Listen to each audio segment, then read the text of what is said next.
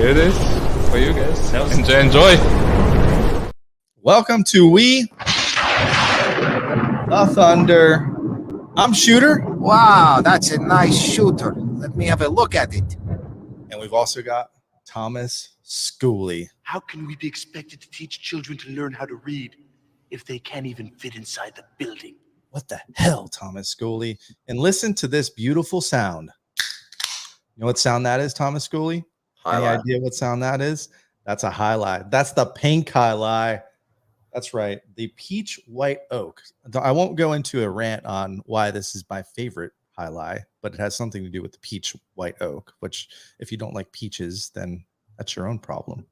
But anyway, we're here to talk about the Tampa Bay Lightning. We'll talk about Highlight and Cigar City in a little bit because we're going to be there Saturday night watching the Bolts and the Bruins at 7 o'clock, and you're all invited. In fact, your first beer's on us if you join us. So I'll post the link to that in the chat here. We want to get started right away because we have breaking news, and we have one of the best guests I think we're ever going to have. He's got affiliations with the Lightning now, and that is because the Lightning are on the bone ever since last season. And you can find Johnny B on the bone late at night. And he is also a comedian. And I got to say, let's bring him on here with a little thunderclap. I got to say, if you have not seen Johnny B around town, he goes all over Florida and the Tampa Bay area with his stand-up comedy. You've got to go see him. Like literally laugh out loud funny. And I'm that guy, Johnny. I'm that guy that goes and watches comedy, whether it's here at the house or whether it's at a show, that tries not to laugh. I'm your audience member that you don't like. You bastard. You laugh, but you earn your laugh. So welcome to the show. How are you? I'm good, man. First of all, it's not late night radio, okay? 8 o'clock to 10 o'clock, except for when the Lightning are playing, and then we're preempted. So it's not late. I don't want people to think they got to, splash water on their face or do meth or something. This is 8 to 10 o'clock, man, on 102.5. You can listen on the app and all that. If you don't want to listen, then check me out doing stand-up. You can follow all my social media, Johnny B Tampa on everything, including TikTok, and I'm 51 years old. It's pathetic.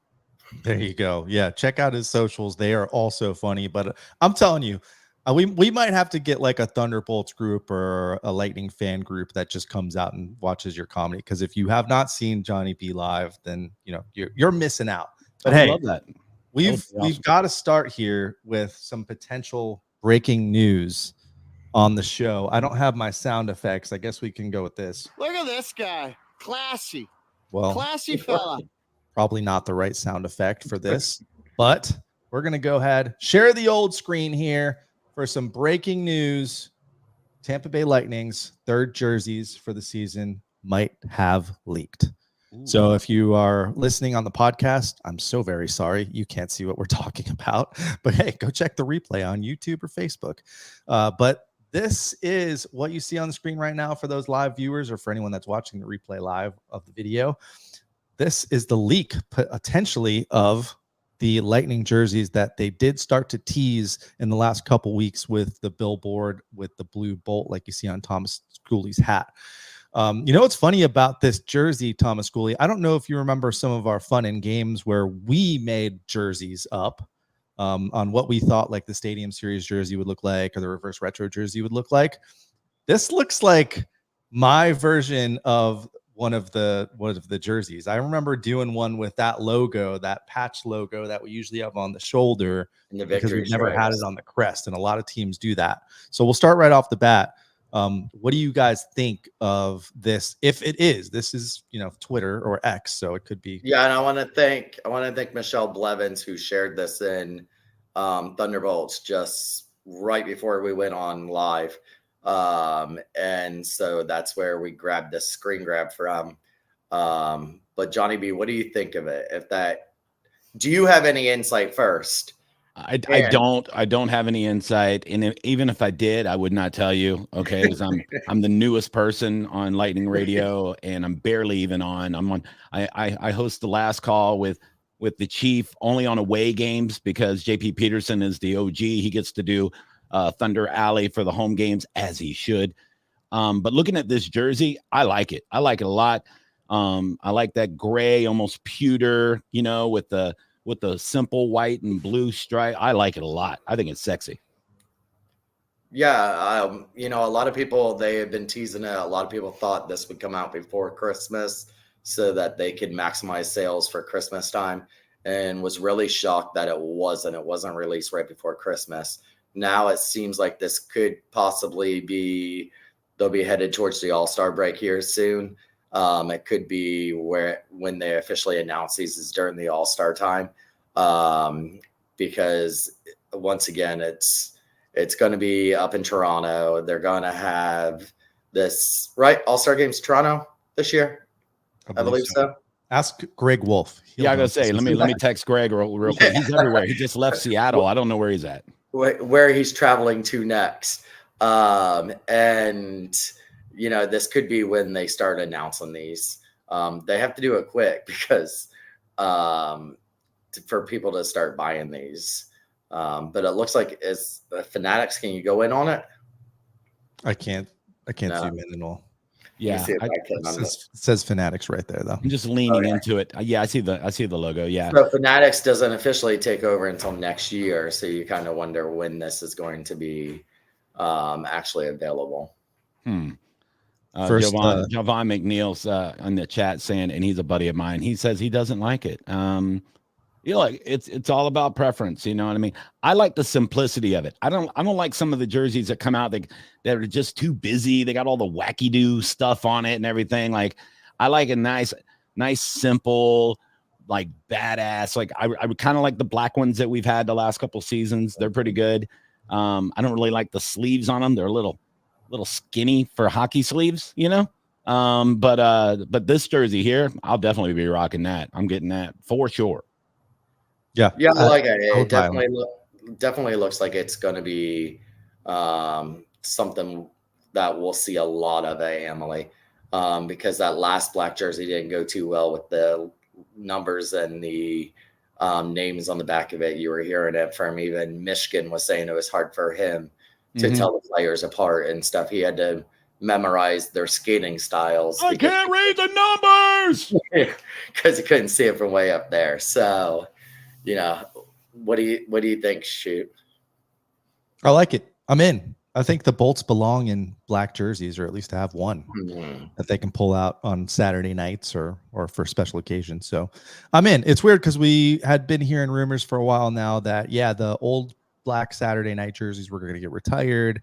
And then the big rumor was that this year they were going to just do throwback, the black original throwback jersey. But I guess the team had other plans. So we'll see if this is true. Again, just a picture from the internet. That's not always accurate in the past. So more to come on the New Jersey. If anyone from the Lightning's listening, or if Johnny B, if you get any hookups, if you guys want to send us some, I do like mine customized with shooter on the back, or I have changed my tune to go with shooty because shooter has some negative connotations with it. So wow. You can't wear it out of school. No. But let's talk to you about this new role that you've kind of thrusted yourself upon by accident, maybe, when the Bone got signed on with the Lightning. Now, I know you're a big Bucks fan. I know you're a pretty big Rays fan, and not so much the Lightning. I never heard you talk too much about the Lightning. I'm not calling you out or anything like that. I'm just curious, because I believe you're from Tampa. Or you lived here for a long time. Yeah, born and raised. What's your Lightning history? No, I've always been a Lightning fan. But I'm more the casual fan, to where I don't know the ins and outs and the details. And I'm still learning a lot. And every day I sit next to the chief, watching the game before we go on air. I learned something new. So, I know the basics, I know what, a winger is and a defenseman and a goalie, and I know what icing is and hooking and all the normal stuff, but I'm still learning why different people are in different lines, when the lines go in and out. And before this season, even before I started doing the last call, I didn't even know how many lines there were. And why, it's still confusing to me. So I'm more of the casual fan. And that's actually what they wanted. So when Steve Versnick reached out to me, and he's the broadcast manager, radio legend, I was a little nervous about it because I said, look, man, I'm not this analyst. I'm not this color commentator when it comes to hockey. I could talk football in and out better than most people. And he stopped me right there. He goes, that's not what I want. I want Johnny B, the 102.5 The Bone radio host, the comedian. I just want you to bring some levity, and so that the common listener can relate, and then, kind of keep them awake. Because let's face it, we're on pretty late after the game. Last night, Chief and I were on till a little over 11:30. So, it's just they just wanted me to be me, which is weird because I don't even like me. Well, Bolts Nation, I think, is starting to love Johnny B. So if you haven't heard him on the last call, just away games, but adds a little refreshing take for Bolts fans. I feel like you're more of, you're like one of us, right? You're just a fan. And I saw you tweeting last night during the game, so you're fully embracing it sounds like. And not only that, you also are now getting that little warm-up gig when they do the once a month, which is where I ended up seeing you at, and tweeted right away because I have followed your career for quite a while through the Bone. And that was one of my questions. Well, he's a boner. You're now like the opening act of the live Block Party Live party. And I guess I earned that job. They asked me to do it the first time a couple of months ago. Greg Wolf couldn't get there until right before recording time. And for people that don't know, Block Party Live, something really cool that they do with the fans, and it's at the Cigar City tap room right there in Thunder Alley, and they have this big stage set up, and it's a full film crew. You don't get better production than that. And it's Greg Wolf and of course Kobe, and then they bring in a surprise guest every time, and it's been, for the most part, except for the GM, it's been active players that they've brought in. So he couldn't be there, and I got the phone call. I was like, hey, can you come and do the warm-up before the live block party in front of a live audience? I'm like, so you want me to do stand-up? And they're like, no. And I'm like, all right, what do you want me to do? And they're like, I got it wrong. I thought they wanted me to do the podcast for Greg. So I thought I was going to be sitting in the host seat interviewing Victor Hedman was the guest, Eddie, yep. Yeah. And I'm like, so you want me to, in my head, I'm like, you want me to come in and interview Victor Hedman? The first, I would say, I think that was the first Lightning jersey I actually bought was a Victor Hedman jersey. I was gifted some back in, 20 years ago, but the first one I went out and bought because I wanted it was a Hedman jersey. He's been one of my favorite players for a long time. So when I found out it was him, I was already pooping my pants. So the whole week, I thought that's what I was doing. Then I show up and I'm talking to, all the powers to be there. And I'm like, all right, so, when do I talk to him and all that? And they're like, no, you're not. No, you're the before guy. So you're just going to be working the crowd and giving away prizes every 15 minutes, asking questions, doing that. And I go, oh, okay. So I'm like the guy that goes on before Ricky Lake, or one of these people. Yeah. So, all right. So you get the people going. Yeah. Did you put on some really short shorts for that? No, man. I tried to look all spiffy, the first time I wore a blazer and stuff, because once I became a member of the credentialed media, the first time I went on Media Row at Amalie, I was just wearing a normal shirt and jeans, and everybody was in a suit. And I was like, wow, I look like a dickhead. Right. So yeah, I immediately went out. Magic shoes. I did. Oh my God. Have you seen those? Oh yeah. Oh my God. They were purple that night. Anyway. So the next day I went and got my suits. I had to get them all sized because I lost so much weight. So I had to go to a tailor and just have everything 4 different suits resized and everything. Because I'm if I go to Amalie during a game, I got to look good. I can't look like a jerk off anymore. So, I didn't know how to show up to this block party live. So I just wore a blazer and a nice shirt with jeans, kind of like that casual, but kind of, and everybody was in polo shirts. I'm like, God damn, I can't get it right with you people. Okay. So I'll figure out the dress code for every event sooner or later. I'm going to show up and everybody's just going to be in a jersey. I'm like, God damn it. Anyway, so the Block Party Live is fun. The first time I was nervous because I didn't really know what to do. But then when I saw you at the last one, I kind of got my groove and I kind of knew what was going on. So, I mean, hopefully they'll bring me back for all of them. I don't know. Listen, for Bolts fans, all you got to say is that any of the core people or Coop or something like that, and you'll get a cheer no matter what. My other question is this, what is this? This is second year with 102.5 The Bone, right? Yeah. So when you got the news, I listen to Calta a lot. I listen to my radio is only on The Bone. Total Bone. Oh, and they kept teasing that there was this big announcement coming, and it was shortly after they announced they were getting the USF football. Then all of a sudden, here comes on, now we're the official station of the Lightning. Yay. But then Johnny B realizes this is going to preempt his show every other day. Yeah. There had to be a part of you that was like, screw this team, screw this game.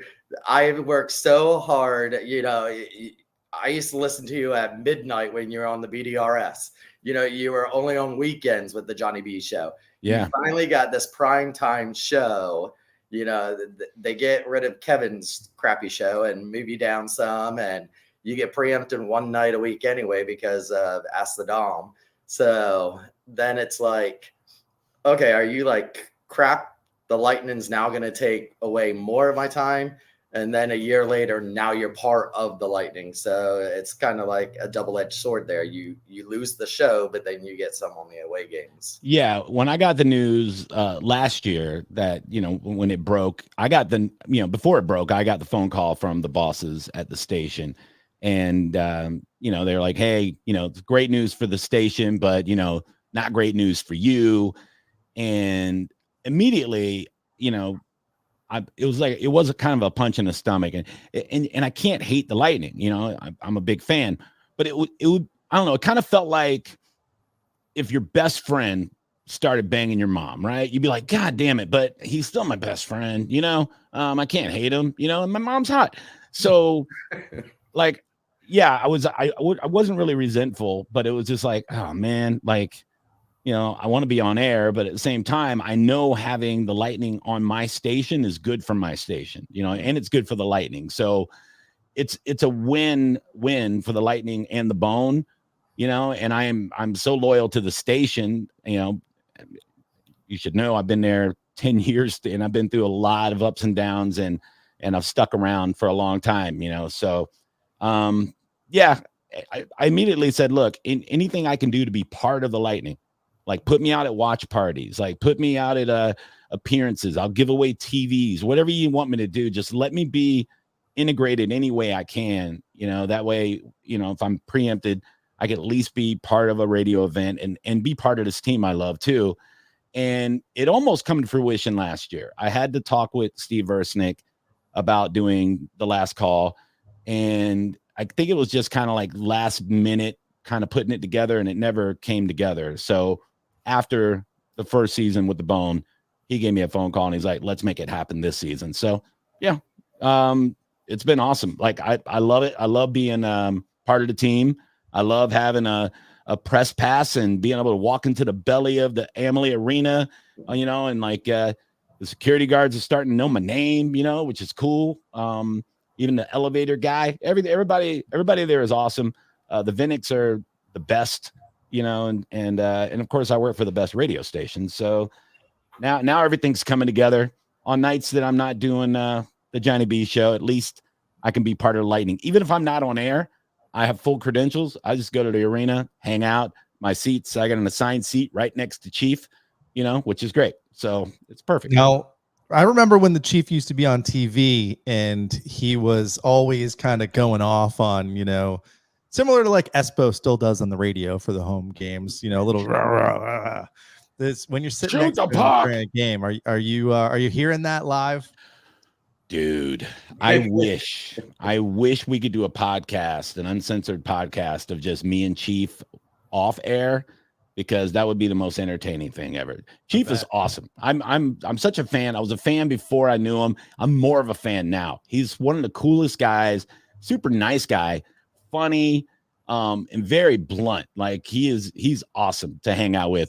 Like I wouldn't want to watch a hockey game with probably anybody else. I mean, if Wayne Gretzky came in and be like, you want to sit with Wayne or Chief? I'd be like, I'll talk to Wayne for a second, but I'm hanging with Chief. You know, he's so knowledgeable and so fun to watch. He gets pissed, dude. It's so great. Like, yeah, we would both get fired. Like, if we got mic'd, if somehow, you know, we had a hot mic or something, but no, Bobby is he's a wealth of knowledge. And like I said, he's an awesome guy. His character across the board. Like I'm super happy because I was nervous, you know, like when I went to work with him. This guy's a goalie from the 60s. He could just punch me in the face or something. I don't know. But he's a sweetheart. He's a good dude. So I am still scared of Espo. I'll tell you that. I've met him. I've talked to him a couple of times, and he gives me this like, I don't know about this guy look, you know, and he throws off Soprano vibes, you know, so I don't want to piss that guy off at all. Like, you know, he was a tough guy, you know, 40 years ago. I guarantee you, he can kick my ass right now. Guaranteed. Espo is the only man I still know who carries the comb in the back pocket. Yeah. And on commercials and on in between periods, he's up there combing the hair in the mirror. And because we talked about this at Cigar City, I got the chance and you've gotten the chance to be in the radio booth, and I've been there a couple times, and it's just so funny to watch him just stand up, grab that comb right out of his back pocket and start combing his hair. And I was like, wow, I remember back in the olden days, people doing this. And like, he's the only man. And you're right. He gives that Sopranos vibe because he's got the ring on. He's always got the suit on. And wherever he walks, everybody is just like, you know, so, and he deserves it. He's gotten to that point. He deserves it. Yeah. When I say Sopranos vibe, I don't want people to think I mean in a negative way. It's in the most complimentary way possible. Like I love the Sopranos and Tony. Like he was the first anti-hero we all rooted for. But Phil is, from everything I've gathered, super nice guy. Like he wasn't mean to me. I think most people that meet me don't get whacked. Don't even lie, John. It's a great cover up. Yeah. Look, someone else start his car in the morning. I'm an awkward person. So when I meet people for the first time, sometimes it takes them a minute to figure me out, you know? So, yeah. And I've always had this thing too. When I meet somebody like really, really famous, I always say something or do something stupid. Like I've always done that. I remember being at like Bucks training camp in the 90s, and Jimmy Johnson was coaching the Dolphins, and they were running off the field, and I was kind of jogging off the field next to the players and stuff. And he looked over at me, and I was about 450 pounds at the time. He looks over, you know, in my 20s, you know, I'm in college. He looks over at me, and I had to think of something to say. And I just went, "What kind of hairspray do you use?" And he's like, "What the, you know, like what? Like, I guarantee he still thinks about it today, of that big fat guy back in Tampa that yelled, "What kind of hairspray do you use?" It was ridiculous. That's the kind of stuff I do. I met Jimmy Hart, the Anvil wrestler guy. Yeah. This was back in the 90s. I was DJing in a nightclub most of the 90s. I was a DJ, and I was in a band before I got into comedy. It's a whole nother podcast, but I meet this guy in this nightclub I'm working in. Somebody goes, "Hey man, meet the Anvil, Jimmy the Night Train, whatever it is." So thinking Anvil Nightheart. Yeah, that guy. So to be funny, I thought that, you know, I would punch right in front of his face and stomp like they do in wrestling, like bam, bam, bam, you know, like, you know, maybe he would like play along and jerk his head back. And he just got real close to me and goes, "I will beat the shit out of you." And I'm like, all right. You know, I had to moonwalk away from that guy. I'm dumb around famous people. That's my point. And I'm afraid I'm going to say something stupid to Phil. And that's why every time I've met him, I'm just like, "Hello, Phil. Nice to see you." And he's just like, "Yeah, so this kid, shoot the puck, you know?" Shoot the damn puck. Is there a player you haven't met yet that you want to meet? Oh, most of them. Yeah, I've only met briefly Hedman and Nick Paul, and I met LeCavier. I met him in the elevator my first day on the job. which was nuts. Beautiful, right? You follow. Yeah, love, I'm on the elevator. He's in the elevator, and he's got his son with him. I believe that was his son, probably 10 years old or something. And I'm, there's a bunch of us media people. It's opening night, and I'm like elbow to elbow in this media elevator. And I look over and I go, God, that is a handsome dude, man. Because I'm fully secure in my heterosexuality, but I'm also okay to say, hey, that's a pretty lady or that's a handsome dude. I'll say it, And he's standing next to me, and I go, God, that guy is handsome, And then I go, wait a minute, I know who that is, right? And then he gets off the elevator, and the elevator guy's like, yeah, that's Vinny. And I'm like, I know. I knew that. Yeah, I know. Sorry, I was smitten. I couldn't think of his name. Sorry, but but he actually turned around and it's like, how you doing today? And I'm like, I'm yeah. So you didn't have anything stupid to say to him? I'm telling you, dude, I lock up. I say dumb stuff around famous people. That's what I always do. I can't help it. If it's a singer or an athlete. What kind of jeans are those, Vinny? Dude, you know what I mean? Like, yeah, that's the kind of stuff I would say. And a lot of times I forget that most people don't know I'm a comedian. So I'll meet people for the first time, and I guess in my brain I go, oh, I could just say something really outlandish because I'm a comic and they'll get it. But they just think I'm some dumb fat dude saying something stupid, and it comes off really weird sometimes. So yeah, it's I have to keep myself under control. All right. Well, if you're watching, that's Johnny B, and he is half the man he used to be. I don't know if you remember this, but when we did the Shooter in the Stash with you, which was like the funniest clip on your show when when the Johnny B show first started, I'm driving home from hockey and I hear this clip that he's playing, and it's tennis. It's tennis like commentary. And it just sounds like the most awful thing. Like I couldn't figure out if it was like some sort of sexual thing or some sort of injury thing. So the video that we made incorporated both. Yeah. And I think it was funny because when I sent it over, what you said to me, which isn't the first time I heard this, was, why am I so skinny in it? Yeah. I think I made present day Johnny B. I was looking into the future. Yeah. And I was thinking you today for that video. But I heard the same thing from Ian Beckles. Whenever I make Ian Beckles, he's like, why am I so small? Why am I so little? I'm not, look at me. Like, yeah. Well, we got to fit you on the screen, but so, and all the little people we make are small. So we only have so many gigabytes, Right. Yeah. No, those files are huge. I love Beckles, man. That's my guy. Yeah. Yeah. We still ought to get him on. Like, we've done the show from his place, from Dignitary. And we talk to him all the time. But we haven't had him on the show just yet. So more to come from Mr. Beckles, hopefully. He is on the Lightning Radio Network now. Yeah. With Brooks. So yeah. Somebody asked me that the other day too. They go, "You're friends with Beckles, right?" I go, "Yeah, we're real good friends."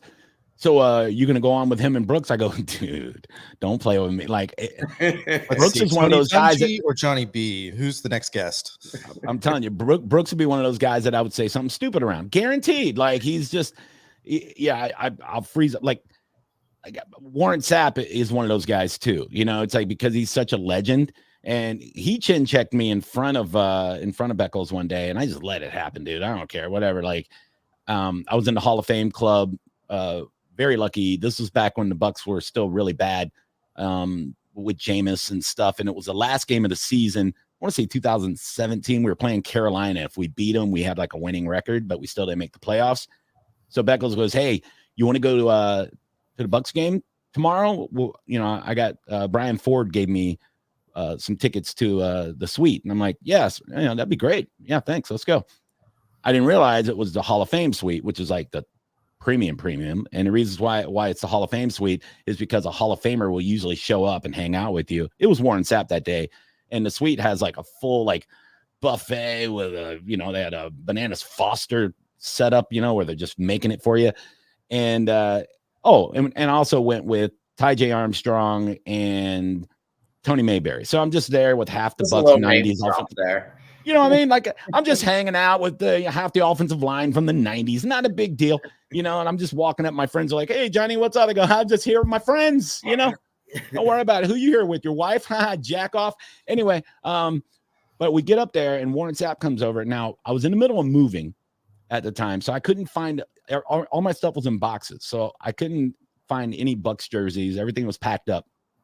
So the only jersey I could grab was one that was in the back of my car, and it was an old school Kenny Stabler Raiders jersey. So I'm like, let me just grab this and throw it on. You know what I mean? It's a jersey. And I'm not that guy. Like, I hate that. I hate it when people wear a jersey to a game that has nothing to do with the game. But I was like, I really had nothing to wear. It was either wear that or just, nothing. And Warren Sapp, I guess we were sitting there, and he looked at the jersey, and he looked over at Ian, and he goes, "This dude lost or something?" And I was like, "Oh God, I feel like such a piece of crap." I was like, "Oh God." And then Ian leans over, he goes, "Yo, Playboy, he just chin checked you. What you gonna do about that?" And I'm like, "I'm not gonna do a damn thing about that. How about that?" Yeah. Like, and then later I thought, man, I could have got my ass kicked and got some money out of that, maybe, Yeah, Ian texted me a couple weeks ago, and he was asking if I could come do some video for him and Brooks, and they were gonna have Tony Dungy. And I was like, yes, except I was out of town. And then I'm coming back. It was going to be a Friday morning. I'm coming back, and I see he posts a picture, not only with Brooks and Dungy, he's got Coach Cooper in there too. And I'm like, damn it. I need to start to say yes to Ian and be around when I need to be around. Yeah. I got a funny Dungy story real fast too. Like, he thinks I'm crazy too. Like, he probably wouldn't recognize me now, but I guarantee he thinks about this too. This is another Buccaneer training camp thing. And back when it was at Pepinrood Stadium, I would go every day back in those days in the 90s. And I had an autograph book, because I was in my 20s, and I would have, like, the players and everybody autograph it. Well, I was there like 6-7 days in a row. I go to give Tony Dungy my book to autograph it, and there's already 6 Tony Dungy autographs on the same page. And he looks at it and he goes, "Where'd you get these other autographs?" I go, "I got them." I thought I would be funny, right? I said, "I got them from you, Tony." I said, "And yesterday when you shook my hand, it was real sweaty, and I wiped it off on my towel. And then I just kind of like lay down with it last night. And I was like, we're going to win the Super Bowl." And he just looked at me like, holy shit. Like I scared him. I really scared him. So I walked away, and my buddy was with me, and he goes, he's gonna have like a restraining order put on you, dude. Like, don't do this ever again. So, oh, you can do that to any of the bolts. I do that to Stammer all the time. It's fine. Rub my cheek on. I want to rub my cheek on your hand just for a second. That's all. Just That's all right. I had Stammer sign this grill set one time. I have a grill set made out of his broken sticks that they used to do at the auctions. Now they just sell them in the thing. And I went to, they used to have these carnivals and stuff like that you could go and pay $40 and you got an autograph session with the players. And I took it to Stammer, and he's like, "Oh, I got one of these too." And I wanted to be like, "Where do you think I got it from? Your backyard?" But it's like, maybe not, because he might honestly think I was stalking him, because I am a huge Stamkos fan. I have probably about 200 selfies with him. So yeah, Totally normal. There's a reason that this sign is right here. Maybe I'm not weird, No, we're all a little weird. All right, except for me.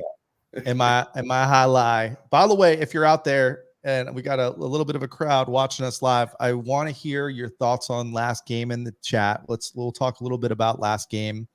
And if you are in the chat, I will put the link in there again. Come hang out with us Saturday night at Cigar City.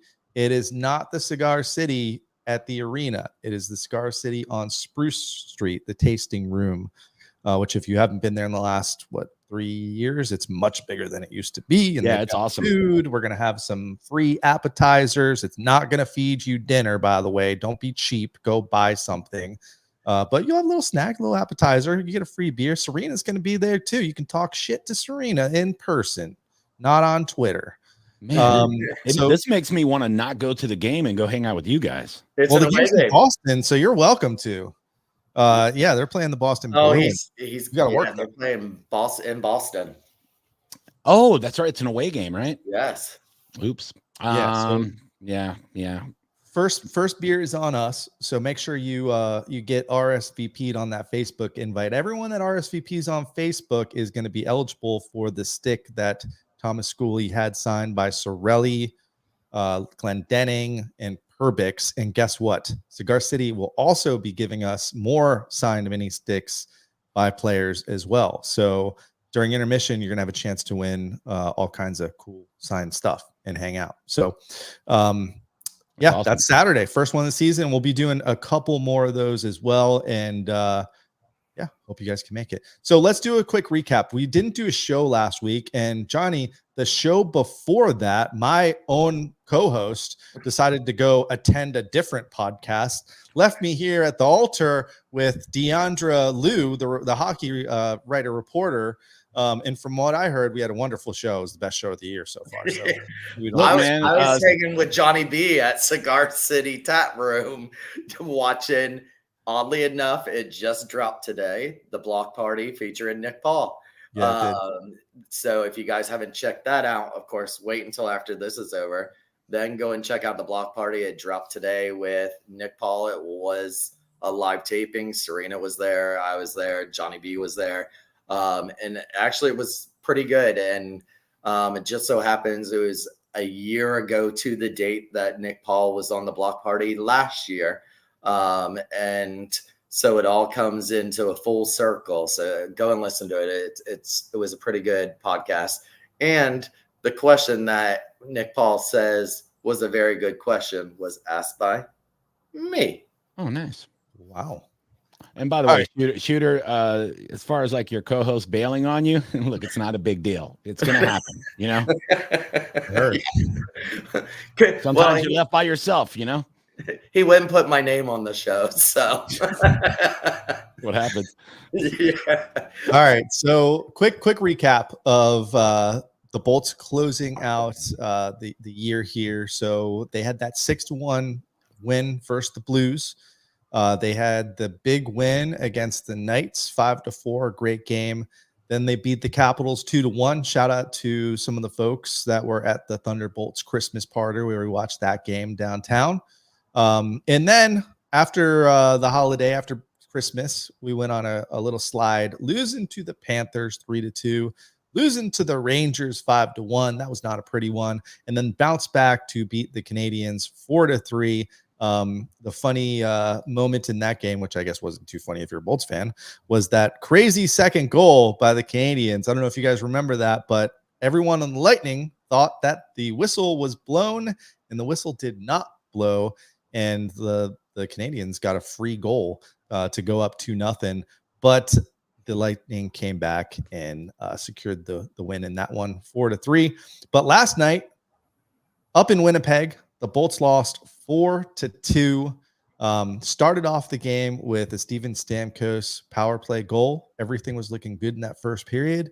And then the away game, second period Blues happened again.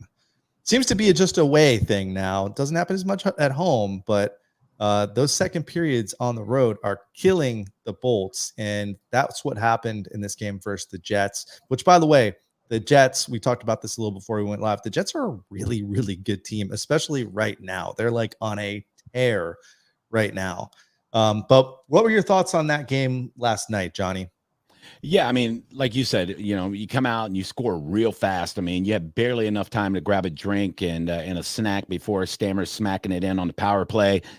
And there's this thing this season where in the back of your head, you're just like, don't let the wheels fall off. Like, just stay on them. And you've heard Cooper say all season, it's almost a broken record after the games, we got to play 60 minutes. We got to play 60 minutes. Yeah, that's exactly what you have to do. And teams like Winnipeg, they do that, and they're so good defensively. I believe that last night was 26 games in a row they kept a team 3 goals or under, which is nuts. So you got to score when you can score on them guys, and you can't make mistakes. I mean, good teams like Winnipeg, like the Rangers, you know, like Boston, if you have a brain fart, a couple of them, it's in the goal. And even if you have Vazzy in net. So it was that weird gut feeling. You know, I'm sitting there going, oh God, just stay on them. You know, 1-0, that's good. but we need to score 3 or 4, and we need to play sound defense. And right now, I think the last I checked, we're 30th or 29th in defense. So Winnipeg's not this offensive juggernaut, but they're so good defensively that defense turns into offense in a half a second. And that's what happened last night. They were steady with their game plan, and they took advantage of every opportunity they could. And we just didn't have an answer for it. And you're right. That second period, it's a nightmare. It's an absolute nightmare. Schoolie, what'd you think? Well, we always have tough with Winnipeg. You see where Matthew talked about our record against Minnesota.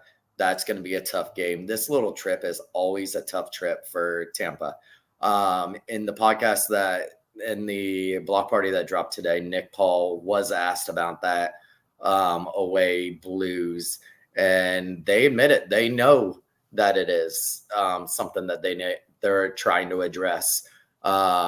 He blames it on travel. It's just that they just haven't got it clicked yet on road, and that they're trying to work on that. So they know what's going on.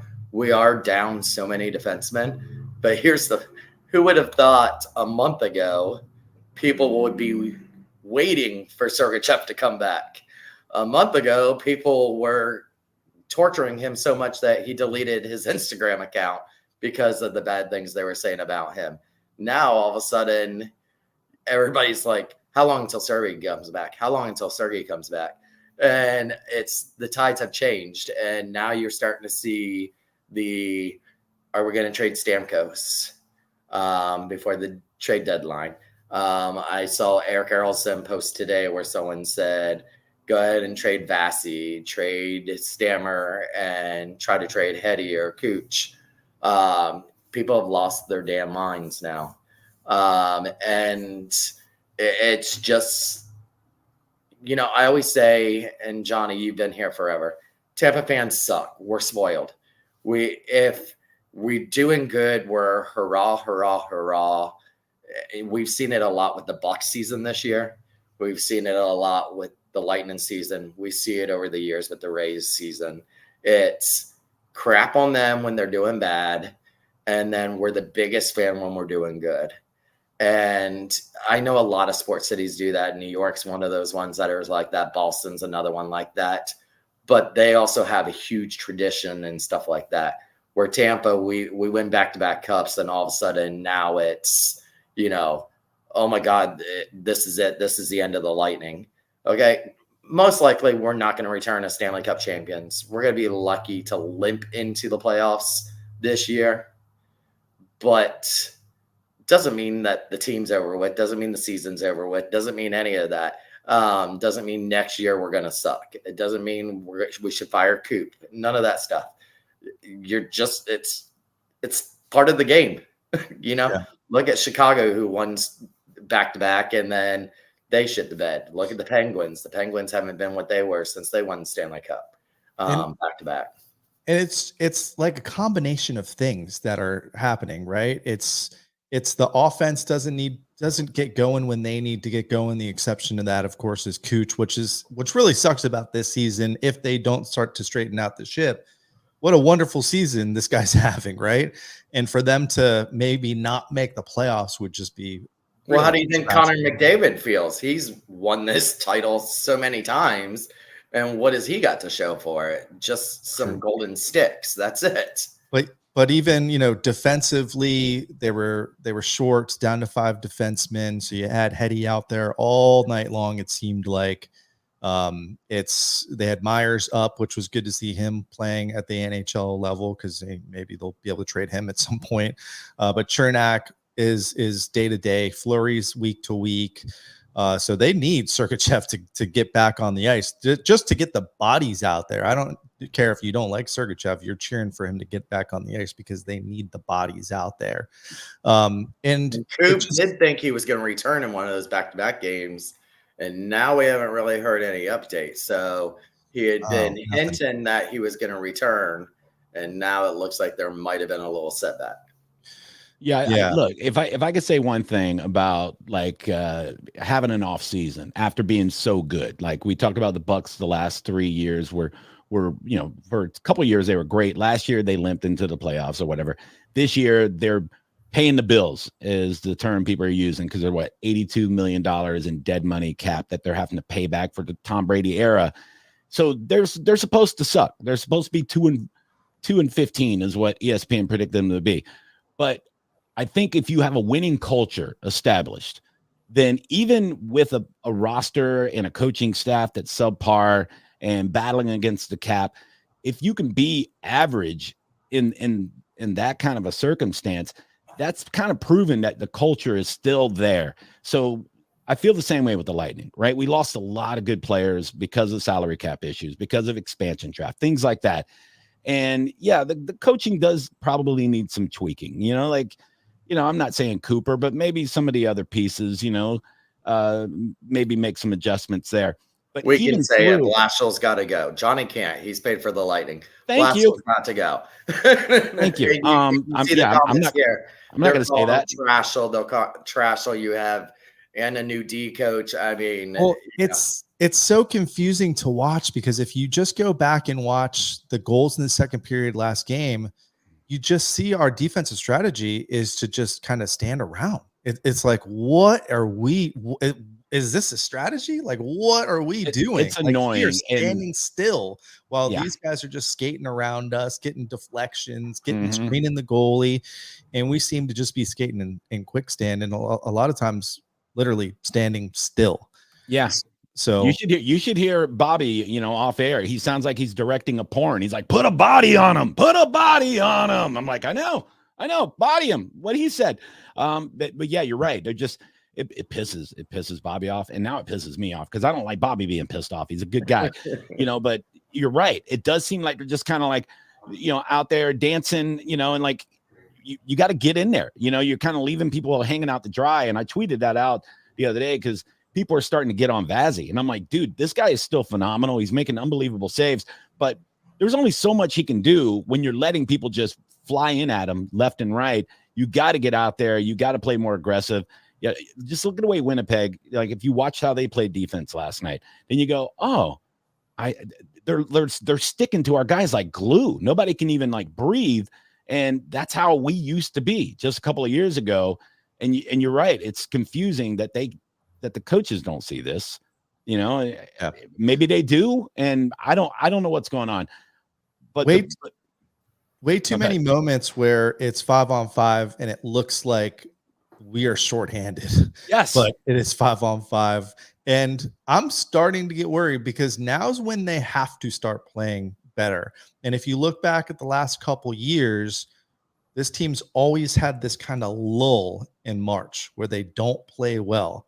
Well, if that happens again this March, they're definitely not making the playoffs. So they've got to go on this Winnipeg-like streak, which happens a lot in hockey. You see a lot of teams go on these streaks. Several teams have done it so far this year, go on extended streaks. They got to get one. They got to start to do one soon. And I got bad news for you. The Lightning are cursed in Minnesota. Do you know this, Johnny B? Do you know the story? I found that out last night. Actually, somebody tweeted at me last night that that Minnesota is just a hellscape for us. And we're at a commercial break, and I asked Bobby, I go, is that true? And he's like, yeah, it's really, really bad, traditionally. And he went so back in his mind, Bobby called them the North Stars. And I go, God damn. Anyway, so yeah, Minnesota's bad for us. And they're 16-4, but they fired their coach and they've been playing great since, so they're actually kind of on the uptick. So this is going to be a better game than people think, like it's going to be a tough one for us. Those guys play pretty sound hockey, and they're starting to get it together now. They had a little shakeup, but yeah, it's got me worried. Going back to the lull, though, I was just thinking about this, and Bobby pointed this out to me a couple of months ago. 2004, when we won our first Stanley Cup, we were like almost the same record halfway through the season then. Like we weren't looking good at all. And then they caught fire in the second half and made that run and then went on to beat Calgary. So I don't want, I'm trying to be positive here. So, before everybody freaks out, like I wouldn't be surprised if there is a coaching change. I think maybe during the All-Star break. Sadly, Blashill is a great friend of Coop's. And that is why he brought him on board. They've had this relationship for years back when Blashill was with Detroit. They talked every single day on the phone except for when they faced each other. So he's got a huge relationship with Blashill. And we've seen this in some other sports. I can remember some Bucks things that was like that. And some people got jobs when they shouldn't have. Christensen and some other ones. Anyway, Bowles. Wasn't Lovie Smith's son on the coaching staff? A little nepotism there. Yeah. So, I'm sure it's hard for Coop, but, I think the writing's on the wall when everybody says it, everybody sees it. It's not anything you can hide under the rug anymore because you hear every reporter saying it, everybody saying it, and it's going to get an issue in the locker room. So you're going to have to get rid of it. Well, I mean, I don't want to quote Jameis Winston, but check your sheet. You know what I mean? Like we have a body of work to go by now. We're halfway through the season. We're a couple more games and we're exactly halfway through the season. So there's no more of this. We need a few games to kind of get it together and we get a gel and no, it's crunch time and the defense sucks right now. And we have to pull it together like now. Yeah, for sure. It was Deandra who was on our last show had tweeted something last night that I retweeted from on our team account here. She said, every mistake ends up in the back of their net this season. It's really tough. Regardless of the score, I didn't think the Bolts played poorly, especially given the injuries. Well, how many games are we going to say the same thing? I mean, you could take away the injuries, right? Because that did kind of compound this game. But like that's going to become the story of this entire season soon, which can't happen, right? They've got to make playoffs. She's not wrong. She's not wrong. I mean, they played hard. They played fast. I mean, they looked like they should have been able to win this game. But she, what she said is true. Like they and I said at the beginning of the podcast, they made a couple of mistakes. Winnipeg's a team that will definitely take advantage of those mistakes. The Lightning used to be like that too. If somebody made a mistake, it was in the back of their goal. And yeah, we have injuries, but everybody has injuries. That's part of the game. So you really can't use injuries as an excuse. It's not like all these other teams are perfectly healthy. But yeah, it comes down to defense because defense turns into offense really, really fast. And if your defense isn't playing well, now you're spending the entire time in your own offensive zone and bad things happen, especially when you got, teams shooting like crazy on you. And the kicker last night was Vassy with the turnover that really ended the game last night. So yeah, I asked Bobby about that on the last call last night after the show. I asked him if he thought that was just kind of a brain lapse, or if maybe it was a little frustration on his part because he's like, look, man, I'm getting peppered all night. I'm just the hell with it. I'm gonna try to just swing it down the middle of the ice. And he likes to play it too. He likes to keep the puck moving. Yeah. And then, Bobby pointed out, that Vassy takes chances sometimes. And when it works, it looks great, but sometimes, there's a little bit of too fancy going on, not just with Vassy, but the whole team, so it's one of those things. Like Ben Bishop was one of those guys that would never do something like that because he was like this real, mental guy. Like he was locked in like 24/7. He would never stay in the net. That was Bishop's problem. He would never stay in the net, and you could always score on his 5-hole because he was so damn tall. You could score all day long on his 5-hole. That was Bish's issue. Well, hey, I want to play a little game with Johnny B before we get out of here, and we're gonna end the show. I want to play the clip. Last year, Eric Erlinson gave us the quick rundown on the actual curse of Dan Cloutier. That is why the Lightning can't win in Minnesota. I'll tell you what, though. I'm going to go on the Hard Rock Bet app tonight, and I'm going to bet that the Lightning break this curse tomorrow night. And you know why? Because that Vassy turnover. How great does Vassy usually play after a bad game? And I don't think he really had a bad game last night, but he remembers that turnover that turned into a goal. So I'm putting my money on the Bolts. I'm putting my money specifically on Vasi, and I think the curse is going to be over.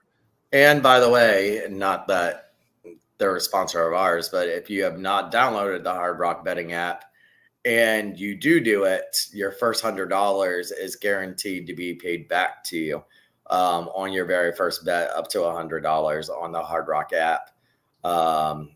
So if you have never used it, download it now. You can bet up to $100 and you will get that back in credit or win, and then you get even more money.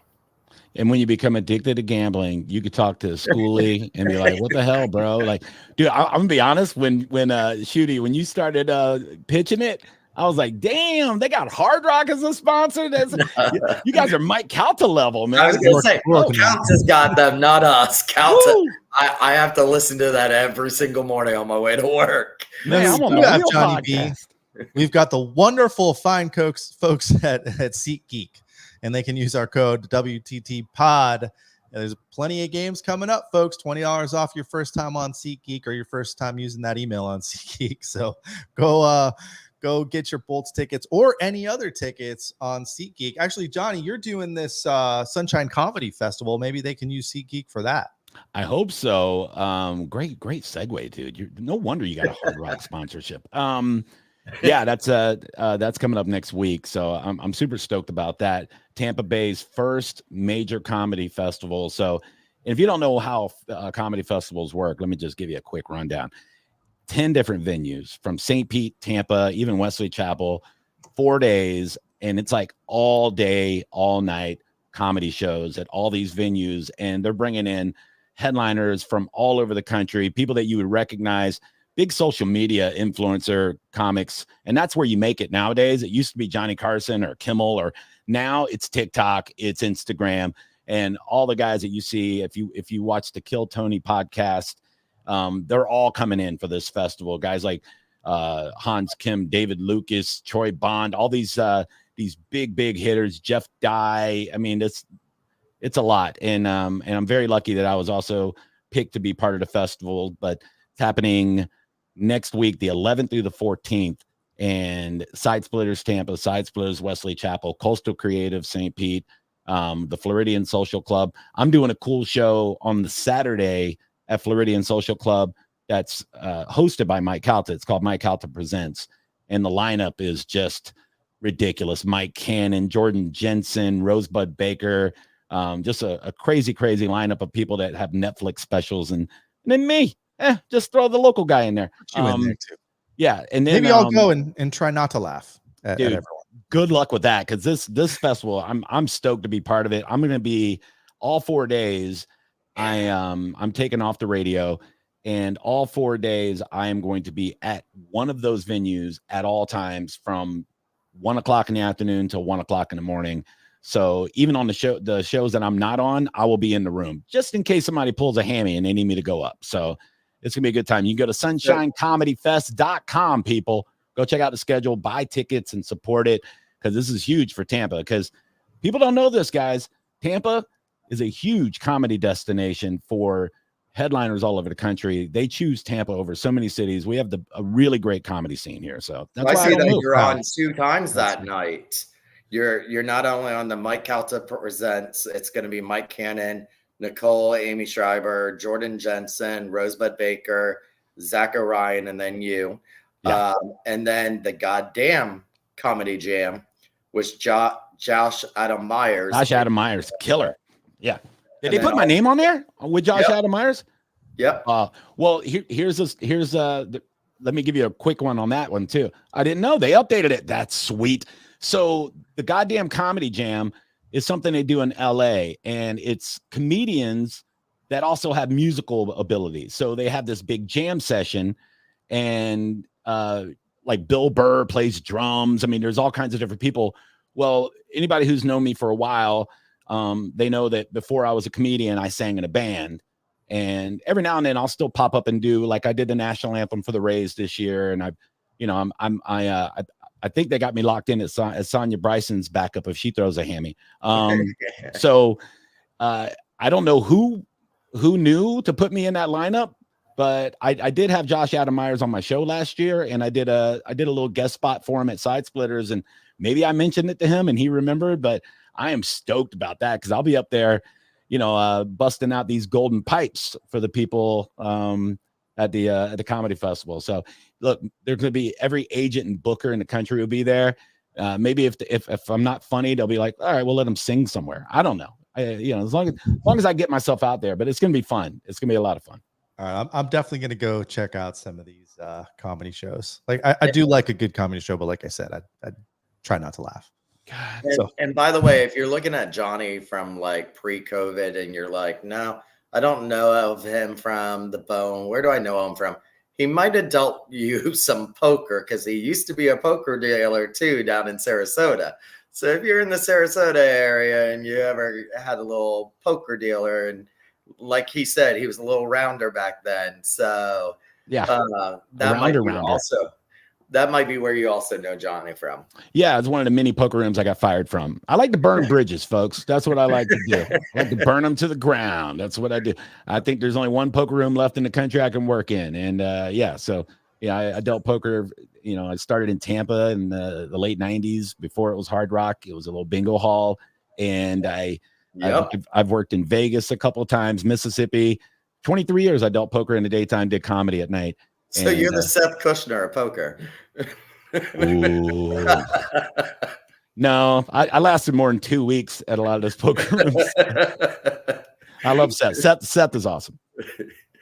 All right, let's burn some more bridges here. We're gonna play a little game. We're gonna play a little game. I did deal at the Horseshoe, Matthew. I see him. He posted that in the comments. Yes, I dealt there for a little while. Got fired from there too. All right, go ahead. This is a trip down memory lane here. Very simple game here. You basically pick your favorite here. I call it either or, right? Either or. So I'm going to say two things, and you're going to tell me what your preference is. So we'll start with a very easy one: Amalie Arena or the Ice Palace. The name? Yeah. This is just what's Johnny B's preference here. I got to tell you, I'm going to go with Amalie Arena, only because it kind of like, it's the winning arena. You know what I mean? So like when you think Amalie, you think, Stanley Cup champions, you think these amazing concerts, you think these major college championships that roll through here. Like, I don't remember a lot of that with the Ice Palace. There wasn't too much. 2004 Stanley Cup win was the St. Pete Times Forum. Oh no, it was Yep. Yeah, Ice Palace. I have always liked the name, but it makes you think figure skating's in there. Yeah, and the Vinix of he's done a lot with updating. As old as it is, it looks gorgeous still because every few years they go in and they do some reno and it looks great. So yeah, I'm gonna go with Amalie Arena. Big fan of motor oil. We will send this to the kind folks at Amalie, also a sponsor. Yeah, I'm just kidding. All right, either or. The Budweiser Beer Garden at Amalie Arena or the Channel Club, formerly known as the Chase Club. Are you bougie or are you beer garden kind of guy? I'm more of a beer garden guy now. I can be bougie now. I do like some bouginess, but I'm also a commoner, a blue collar person too. There's a lot of levels to me. So when it comes to like going out like that, like sports, beer garden all day long. Yeah. All right. But we'll get you out in the beer garden with the Sticks of Fire crew next game. Yes. All right, Ovechkin or Gretzky? Gretzky is got Ovechkin on his heels here for that record for most goals in NHL history. I got to go Gretzky, man. Like, that's like saying Jordan or LeBron, right? I'm always going to go Jordan. I'm an old school guy, and he's a trailblazer. Gretzky is the guy. Like, he started off, I don't know when Ovechkin started playing professionally, but I think Gretzky was 9. So, he's I don't know if you can ever be a bigger name than Wayne Gretzky when it comes to hockey. And you're talking a lot of great hockey players, Bobby Orr, guys like that. Gretzky he's the dude. Plus the hometown he's from in Canada was where the very first phone call was made by Alexander Graham Bell, and my last name is Bell, so I'd be a jerk if I didn't go with it just for that. And you can't go wrong with picking Gretzky for anything. There was a crazy stat I saw yesterday where they were talking about McDavid, I think, getting to like 900 goals in 600 games, which is amazing. Then they show Gretzky. Gretzky got to 900 goals in like 40 games. It's like, what? How did this guy do this? It wasn't fair. It's a couple hundred. But still, it's just like, how is this possible? I need to go back and watch some more of Gretzky's games. Yeah, if you can find some old film of him at like 14 years old, whooping grown men, it's pretty good stuff. Just easily skating around them. Yeah. All right, this is going to be a tough one. Marty or Vinny? Ooh. I'm gonna go with Vinny because he's taller and I met him briefly. But it's close. It's close. They're both legends. You know, it was sad when Marty left, and it was, you know, for family reasons, you know, because his son wanted to play hockey, I believe in New York or something when it happened. And yeah, that was one of those things like you hated to see Marty go like that. Like that's the thing about Stammer. Stammer is like same team, you know, what, 1,040 games or something now. Yeah, didn't even mention that franchise leader in games played. Yeah, which just makes you feel good. Makes you feel good. You know, it's kind of like, you know, like Derek Brooks never going and playing for the Saints or something. Well, so, it makes you feel good, except for when he came at the beginning of the season and said they haven't offered him a new contract. And then it's like, let's get the ink going, JBB. Let's get that ink going. Yeah, but I'm going to go Vinny on that one. But it's close. All right. There's two chants you can hear usually around Amalie Arena. Let's go Lightning or go Bolts go. What's your preference? Let's go Lightning. I like it. The Go Bolts go. It's good, but it sounds like other fan bases. You know, they started to pull back on that. I don't hear it as much this year. No, it's Let's Go Bolts or let's go Lightning. Go Bolts go. Is it let's go Bolts? Let's go Bolts. Okay, yeah, let's go Bolts. Let's go Bolts. Yeah, it's good. It's good. Ref You Suck is always the best one. I see that. Ref You Suck's been getting used a lot, and that is a good one. Whatever. How about the booing after that horrible goal the other night? That seemed to fire the team up. So more of that. Although I wasn't sure if they were booing us or them or both. But yeah, like let's go Lightning. It's kind of good. I mean, I know it's cliche, you know, kind of thing, but I like it. You know, Johnny, back in the old day when instead of the Ref You Suck, we used to chant bullshit. I know. We used to say bullshit. And we got away from that. And I really wish we got back to that. Have you got to go to other arenas and watch some of their things in other arenas? Or have you only really gotten to be in Amalie? As far as hockey, yeah, only Amalie. I haven't branched out and watched hockey in other. I've watched you know, other sports in other towns and things, and everything seems to be kind of uniform across the board when it comes to. I'll tell you, I've gotten a chance, probably about 9 arenas now. Ones that you need to check out: Dallas and Nashville, Bridgestone Arena. They have some of the best fan chants you will see. And then I've had the opportunity to talk to Nigel a couple times, and Nigel will tell you one of his favorite to go to as an experience wise is in Colorado, and see that one there. But in Bridgestone, they all have, it's all your fault. It's all your fault. And when they get a penalty, you can't do that. You can't do that. You can't do that. And then when they score, Tim McGraw comes up on the screen singing, I like it, I love it, I want some more of it. Yeah. And all the fans cheer it, sing it the whole time. So it's like a soccer kind of atmosphere. Yeah, it's really great there. And then in Dallas, they're really behind their stars there, and it's a great production. Amalie puts on a great production with Greg Wolf. Why can't I think of the guy's name that does the music? Organ player? No, the guy that is up there with Greg in the 200s. The guy that sets up the whole show there, who's in charge of Lightning Vision, all that stuff. I can't think of his name, but he puts on a good performance. But we've kind of had the same thing over the years but you go to some of these other arenas and it's very electric. And I love, the best thing I would love to see. Are you talking about John? Yeah. Yeah, he's a legend. Yeah. I would love to be able. I'd love to hear the fans start cheering Vassy after a good save. They do it sometimes, but they quickly cut it with the music. And we need to not. I think even why the game is playing some Vassy chants when he does those great saves, because the team we have seen feeds off of that.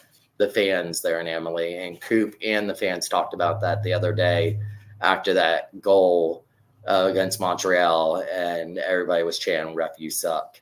If they would promise not to pull my credentials, I would start some chants from Media Row, because you see where we sit up there, right? Yeah, We're kind of like far from me. You're not far from me. Yeah, we got our big like balcony. It looks like we're at medieval times, getting ready to eat a turkey leg up there, and I could just like start just some sort of chant, you know what I mean? And they would have me escorted out immediately if I did that. We're not supposed to even like show like emotion when the Lightning scores. Like, I mean, my first couple of games, we score a big goal and I'm like, yeah, God damn it, yeah. And then I look over and Chief's like, John, what are you doing? I'm like, I'm a medium. No cheering up there. That's why we could never go up there. That I was stretching. Oh, good. Yeah, up yours. Yeah. All right, let's do one more here. ESPN or NBC Sports for your hockey entertainment? ESPN stinks as far as hockey goes. I don't like it. Anything but ESPN for hockey. So sorry. You like the older the NBC a couple years ago. Yeah. Just that's everything from how they shoot it. The camera angles are weird. There's always these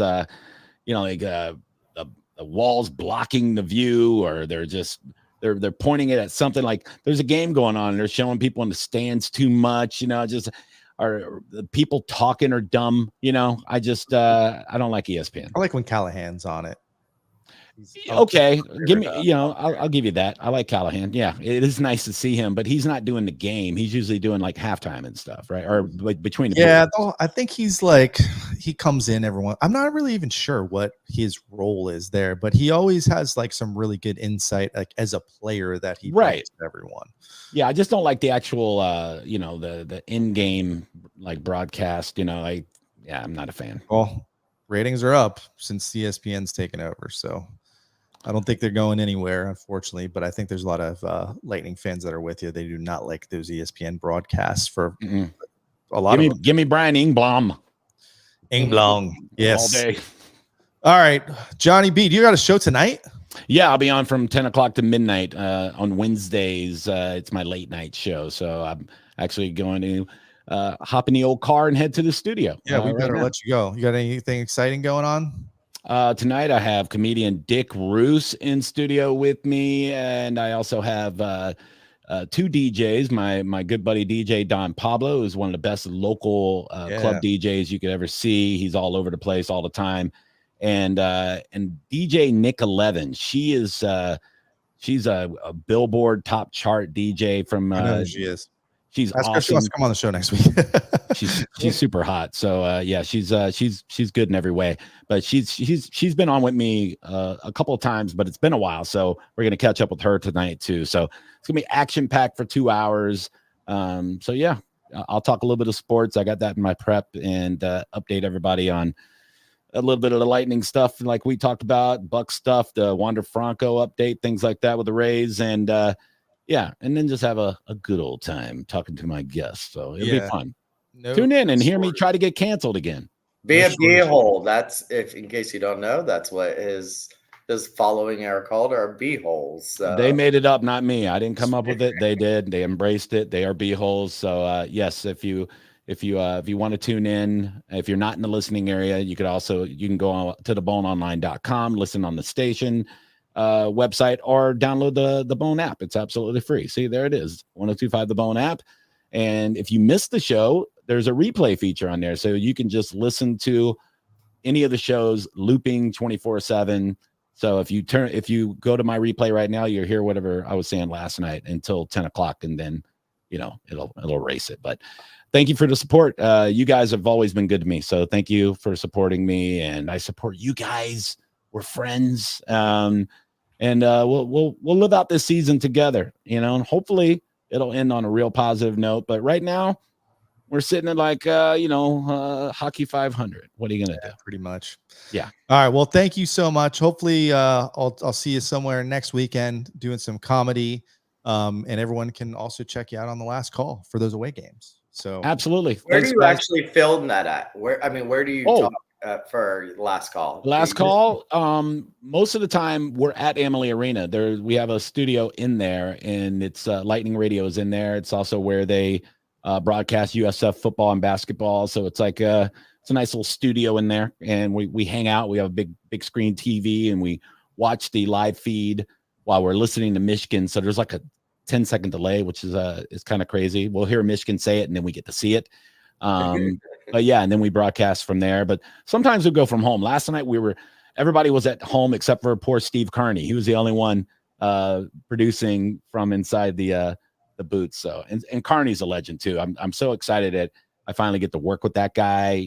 I've always admired his work, in sports radio, and he's kind of like kept tabs with what I'm doing on talk radio, and now we get to put it all together, and now we're buds. It's nice. Yeah, he's definitely a legend in Tampa Bay sports. Anybody that's listened to the Sports Animal for years knows Carney's little breaks there. So he's good. He's real good. So he's one of the best. All right. Well, if anyone is listening, hey, come hang out with us Saturday night. We're going to watch the Bolts beat the Bruins at Cigar City on Spruce Street. Do not show up at the one at Amalie Arena. I know somebody's going to and call and complain to us, but we will not be there. It's on the invite. You should not show up there. We're going to leave you with Eric Erlinson, the Lightning Insider, clip from last season talking about the curse in Minnesota, which is the curse of Dan Cloutier. But we will sign off now and leave you with that audio. Thank you, everyone. Thank you, Johnny B. And hopefully we'll be back next week talking about some Lightning wins. Until then, this has been We the Thunder. Don't forget to be the Thunder. That's it? This is the curse of Dan Cloutier. The Wild's expansion year, which was 2000-2001. It's early in the season. It's October. The Lightning only had one win. The Wild had yet to win a game.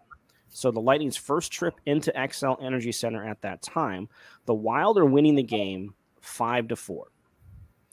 So then coach Steve Ludzig, thinking ahead, probably overthinking too much, thinks that Dan Cloutier is a little bit of a better skater than Kevin Weeks, who started the game in net.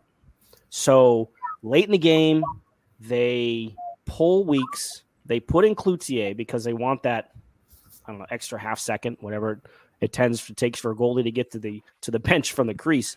They want Cloutier in. So Cloutier comes in, and then when they get the puck, the extra attacker, boom, off he goes to 6-on-5.